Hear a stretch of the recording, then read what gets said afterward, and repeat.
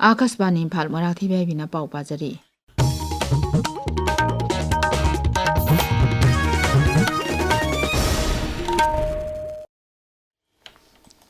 अटल भायो अभियुदा योजना ABY scheme की मखादा cataract लेना नाब्रा खंगदोकपा अमसुंग चही हुंफुगी मथक्ता लैरबा अहल ओइरबा मियोइसिंगी ओइना लेम नमित की सर्जरी तौबगी थौरम अमा ngasi नोने जिला की मल्टीपर्पज हॉल लोमाई पार्ट 3 खौपुंगी सब डिविजनल ऑफिस दा हुजु पांगथोकली सेनापति जिला दजु district administration directorate of social welfare अमसुंग डिस्ट्रिक्ट हेल्थ सोसाइटी पुनः खुसमनदना अटल भायो अभियुदा योजना स्कीम की मखादा कैटरेक लेना लायंबगी थौरम पांगथोकरे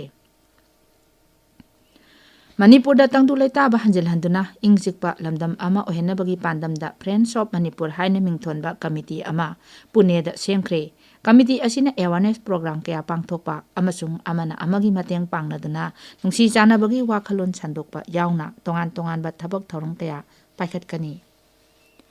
नेशनल हाईवे कुंट्रा तरेट इम्फाल जिरीबाम लंबीदा पोचै पुबा गाड़ी हुंफुनिपान ngasi अयुक इम्फाल गिदमक जिरीबाम थादोखरे अखोइगी जिरीबाम पाउमिन हाई गाड़ीसिंग असिगी मनुंगदा LPG पुबा मापन पेट्रोल पुबा कुलुमदोय डीजल पुबा कुनिथोय यावना अतै पोलमसिंग पुबा गाड़ीसिंग यावरी नोंसुप एशिया लेबाकसिंगदा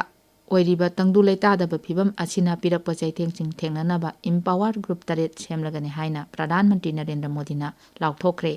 मखाता न लेबाक असिगी राज्यसिंगना केंद्र सरकार गलोइनना टीम इंडिया की वाखलोंदा थबक तौबिनबसु महाकना फोंदोकी serious side effects of war flagging तौरदना प्रधानमंत्री ने हाई इम्पावर ग्रुप तरेट असिना नोंसुप एशिया लेबाकसिंगदा थोकलिबा लान असिना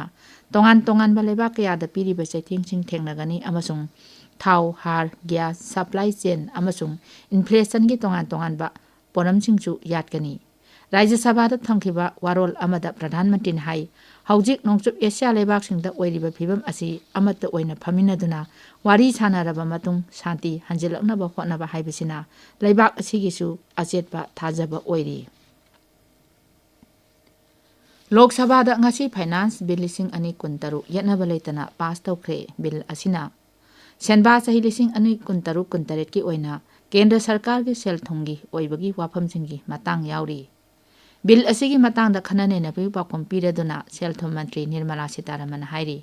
सरकारना लेबाक असिगी लौमीसिंग MSME अमसुंग कोऑपरेटिव सिंग हेना मापांगल कंखल हन्नबा लेपतना होनरी मांग हाई हिरमसिंग असिदा हेनम इयंग चंगबा असिना लेबाक असिगी नहासिंग थबक फंगबगी चांग हेंगल हनबा अमसुंग पुनमकी चावखतपदा चावना मतेंग ओइरगनी मंत्रीना हाई सरकारना मरु ओइबे हिरमसिंग digital infrastructure electronics manufacturing marine products leather critical minerals nuclear energy यावना लम कयादा अहेनबा थमदना लेबाक असिबु चावखतपगी लंबीदा हेनम खुमांग यांसिनबा होनगनी केंद्र की रेलवे मंत्री अश्नी वैष्णोन हाइरी कोविड लोइरबा मतुंग लेबाक असिगी ओइना अनौबा रेलगाड़ी 1,000 नौना हौदोखरे लोकसभा ngasi सप्लीमेंटरी क्वेश्चन सिंग की पाखुम पीरदुना मंत्री ने हाई नौना हौदोखिबा रेलगाड़ी सिंग असिगी मथक्ता हाना लेजरमलिबा रेलगाड़ी सिंग दा अनौबा दबा 4,750 हापचिल्ले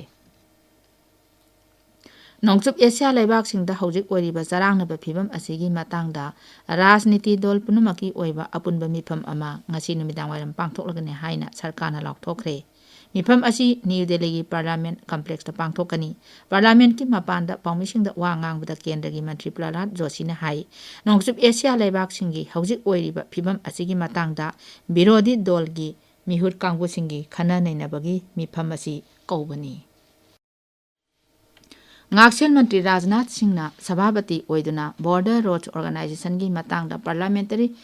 कंसल्टेटिव कमिटी की मिफम अमा ngasi पांगथोखरे सोशल मीडिया दा थागलप वारोल दा मंत्री ने हाई मिफम अदुदा ngaksen इंफ्रास्ट्रक्चर डेवलपमेंट यावना तोंगान तोंगान बहिरम सिंगी मातांगदा वाफम कया खनकी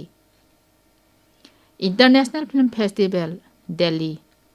2023 ngasi न्यू दिल्ली की भारत मंडपम हौख्रे चयोल चुपना चथगदौरीबा फेस्टिवल असिदा मालेंगी तोंगान तोंगान लेबाक 93 फिल्म 150 रोम उठकनी पाउ लैजरे।